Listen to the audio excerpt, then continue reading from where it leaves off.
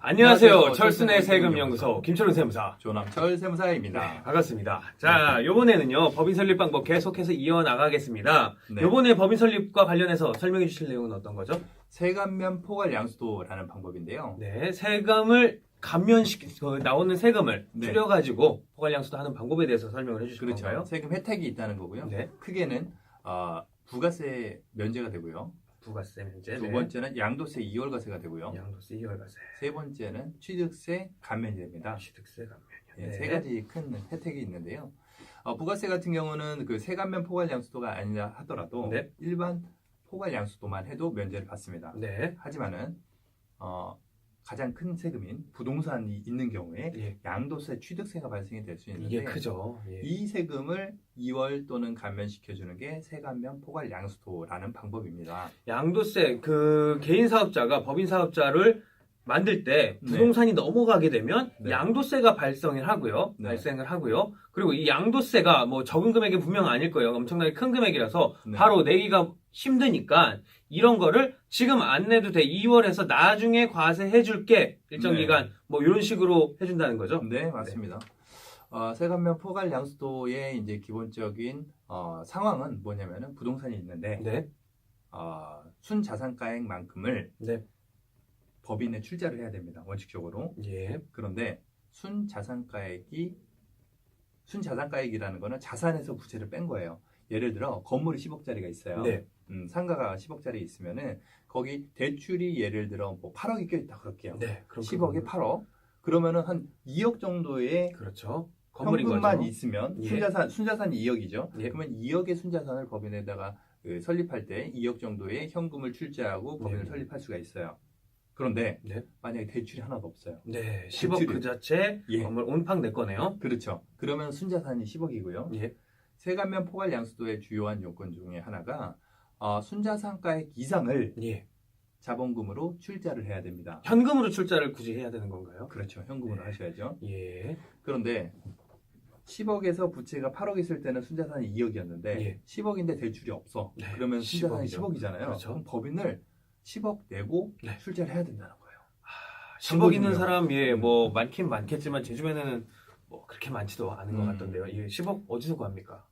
그래갖고 이제 10억이라는 잔고증명을 떼고 네. 결국 그 세감면 포괄 양수도기 때문에 법인에다가 자산을 넘기고 네. 법인한테 돈을 받아오는 거긴 합니다. 하지만은 어쨌든 그 순자산가액이 좀 많이 나온다 하게 되면 현물출자 쪽으로 빠져야 되는 거고요. 네. 순자산가액이 적게 나온다 그러면은 세감면 포괄 양수도라는 방법을 취할 수가 있습니다. 지금 내가 법인으로 바꾸는 경우에 있어서 선택을 하는 경우가, 네. 현물 출자, 물건을 내고 주식을 받아오는 케이스가 현물을 내고 출자를 한다 해서 현물 출자고요. 네. 그리고 지금 세감면 포괄양수는 내가 건물을 내는데 이 건물에 내 거, 자산에서 내 빚, 부채를 빼고 난 실제 진짜 내 거, 순수한 내 거, 순자산 요거만큼을 현금으로 일단은 네. 지불을 하고, 조금 전 사례에서는 2억이었던 것 같아요. 네. 2억만큼 지불을 하고 갖고 오는 게 세감면 포괄양수도라는 거죠. 네, 맞습니다. 실제적으로 세감면 포괄 양수도를 하고 싶어도 못하는 회사들이 많습니다. 제가 작년에 이제 그 법인 전환을 시켜준 업체가 있는데 여기는 그 안산에 네. 도금업체였어요. 순이익도 굉장히 많이 났고요. 네. 그 다음에 실질적으로 순자산가액이 한 8억 정도 됐었는데요. 그 전에 이제 담당했던 그 회계 사무실의 이제 회계사가 네. 거기가 이제 세감면이 공장 이전을 해갖고 5년, 2년, 총 네. 7년 동안의 법인세, 소득세 감면을 계속 받아오다가 예. 이제 저를 만났을 때가 이제 마지막 해였어요. 네. 감면의 마지막 해. 그러니까 내년부터 소득세가 굉장히 많이 나오고 세금을 내야죠. 예. 그렇기 때문에 이제 법인 전환을 고려하고 알아보고 있었는데 담당하는 그 회계사한테는 계속적으로 법인 전환을 해야 된다 네. 얘기를 했는데 그러면은 순자산이 8억이기 때문에 8억이라는 현금을 갖고 오셔야지 가능하다라고 이렇게 대치를 하고 있었더라고요. 네. 몇 년 동안에. 그리고 제 강의를 들으시고 네.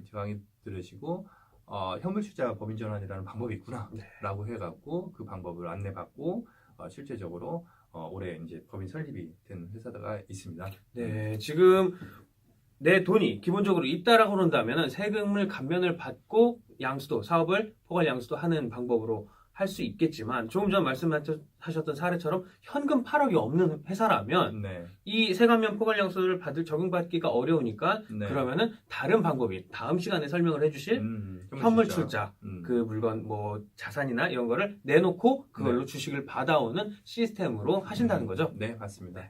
그리고 기본적인 메커니즘이 세관면 포괄량수도 그다음에 현물출자 법인전환 둘 다 네. 부동산이 있는 경우에 해당이 되는 거고 네. 순자산가액이 적은 경우에는 세관면, 네. 순자산가액이 큰 경우에는 현물출자로 가야 되는 거고요. 예. 그다음에 또 하나 주의하실 거는 뭐냐면은 이게 우리가 법인을 설립한다고 했을 때 네. 보통 주식회사만 이렇게 생각을 할 수가 있지만은 네. 유한회사로도 할 수가 있습니다. 그렇죠. 법인의 종류 많으니까요. 그렇죠. 유한회사로 할 수가 있는데요. 이 부분에 있어갖고 저희가 제가 용역을 하게 되면은 보통 감정평가, 부동산에 대한 감정평가를 받고요. 네. 그다음에 자산부채 실사를 또 받아야 되는 거고요. 회계감사보고라고 하고요. 네. 그리고 법인 등기라든지 감면 신청이 들어가고 양도세 이월과세 신청이 들어갑니다. 이런 프로세스가 되어 있는데 네. 특히나 이제 그 현물출자 같은 경우는 변태 설립 사항이기 때문에 자산에 대한 감정이 반드시 필요합니다. 그 변태 설립 사항 현물출자라는 거는 네. 주식회사법에 나와 있는 변태 설립 사항으로 적용이 되기 때문에 네. 반드시 감정 평가와 네. 그다음에 회계 감사가 필요한 부분인데요. 이 부분에 있어 갖고 우리가 유한회사를 하게 되면은 예. 주식회사법을 적용을 받지 않기 때문에 감정평가야 당연히 이제 평가 금액이 나와야 필요하죠. 시가를 예, 하기 당연하죠. 때문에 예. 필요한데 우리가 유한회사로 간다고 그렇게 되면은 자산부채 실사에 대한 네. 감사 보고는 필요하지 않게 되는 거죠. 그 용역비도 꽤 되기 때문에 그렇죠. 네, 예. 그 부분을 이제 뺄 수가 있는 거죠. 우리나라의 대부분의 법인들이 주식회사인데 네. 굳이 주식회사가 아니더라도 유한회사라는 네. 제도가 있고 그걸 이용을 하면 오히려 더 장점이신 분들도 많이 있을 거예요. 그렇죠. 예, 유한회사로 그 하기도 한 주식회사, 예, 유한회사 뭐 큰 차이를 굳이 말씀드리면은 내가 나중에 상장해서 돈을 많이 외부에서 유치를 해야 되겠다. 그런 사람들이 주식회사를 그렇죠. 하는 거고. 근데 그런 것들이 대부분 보편화되어 있다 보니까 이제 주식회사를 하는데요. 그 유한회사를 해도 전혀 무방합니다. 어차피 결국 그 똑같습니다. 예, 개인 똑같고, 회사니까. 예, 그리고 뭐 이걸 말씀하셨던 대로 다른 사람으로부터 돈을 모을 생각이 아니라 이거 내가 꾸준히 가져 나갈 거고 다른 사람 들어오는 거 안 해도 돼라는 거라면은 오히려 유한회사가 더 도움이 되는 경우도 많이 있어요. 뭐 의무적으로 공시를 해야 되는 이런 부분들도 많이 유하다고 표현을 할 수 있겠죠. 네. 네, 그리고 뭐 이런저런 규제들도 뭐 주식회사에 비해서는 좀 더 편한 부분이 많이 있다고 생각을 합니다. 맞습니다. 이번 시간에는 그 세관면 포괄 양수도 방법을 알아봤고요. 네. 아까 말씀드린 대로 부동산이 있는데 난 부채도 많아갖고 네. 돈 좀만 내면은 법인 설립하는데 지장이 없겠구나 하면은 이 방법을 쓸 수가 있겠다라고 생각을 하시면 됐고요. 예. 그다음에 세관면하고 현물출자하고 그 방법에 있어갖고 세관면 그다음에 포괄양수도 세관면 포괄양수도 현물출자 법인전환 같은 경우 현물출자로 법인을 설립하게 되면 네. 법인의 인가가 반드시 필요하기 때문에 그 인가도 굉장히 좀 까다롭고 시간이 많이 걸리는 부분인데 네. 그 부분도 조금 생략을 할 수가 있기 때문에 그런 부분에 있어서도 좀 유리한 방법이라 생각됩니다. 네. 이번 시간에는 뭐 중요한 내용, 그 법인을 설립할 때 있어서 세관면 포괄 양수도에서 대해서 같이 뭐 알아봤고요. 다음 시간에는 이제 세관면이 아니라 현물 출자를 하는 방법을 통해서 법인 전환을 하는 내용에 대해서 함께 알아보도록 하겠습니다. 네. 자, 이번 시간에는 여기서 마무리 짓도록 하겠습니다. 감사합니다.